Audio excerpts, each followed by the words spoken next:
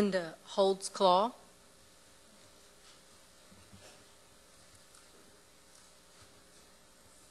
Good evening. Thanks for hanging in here.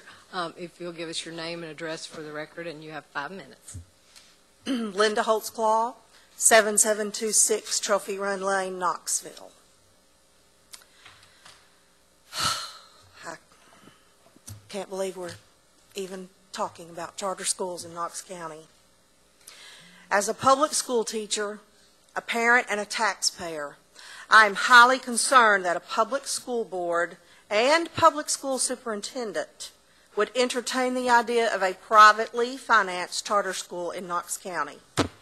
I appreciate the fact that Steve Diggs wants to help our impoverished youth, but Knox County has a proven model in its community schools. 2 reports from the Center for Research on Education Outcomes, 2009 and 2013, have shown that public schools overwhelmingly outperform charter schools. Charter schools are private schools funded with public taxes. They take public money, yet have exploited the court system to obtain all legal status of a private school. Emerald Charter will draw scarce resources from public schools and at the same time still expect them to serve our most at-risk students. Charter schools are not transparent and accountable to the public. They are managed by unelected private boards who are not answerable to the community. Their board meetings are closed to the public. Board members may not even be members of the community. Charters are notorious for fighting audits by claiming they are private entities. As a result, waste and fraud are rampant in these under-regulated schools. A report by Integrity in Education found $100 million in wasted public dollars in 14 states with charter schools, and this is only the tip of the iceberg. Independent research confirms that charters cherry-pick their students, unlike public schools who must accept all students regardless of disability or behavior or academic ability.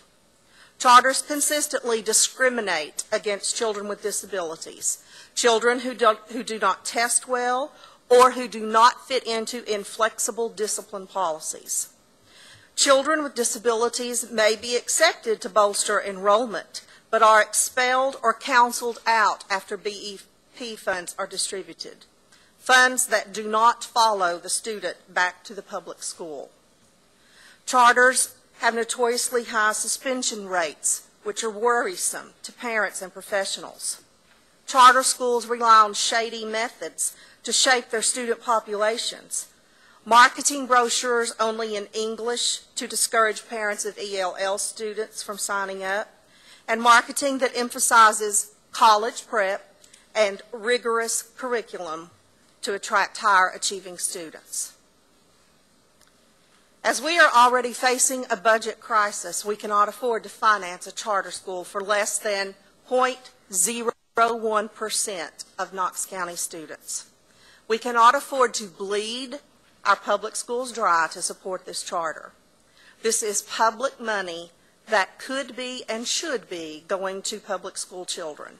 Vote no to the Emerald Charter School. A charter school in Knox County is not needed nor can be afforded. Until we begin working to narrow the rampant income inequality, the segregation of poor and minority children in urban cities, and the debilitating effects of poverty, we will not be able to cause a true shift in education. Public money belongs to public schools so all children have the resources they need to succeed.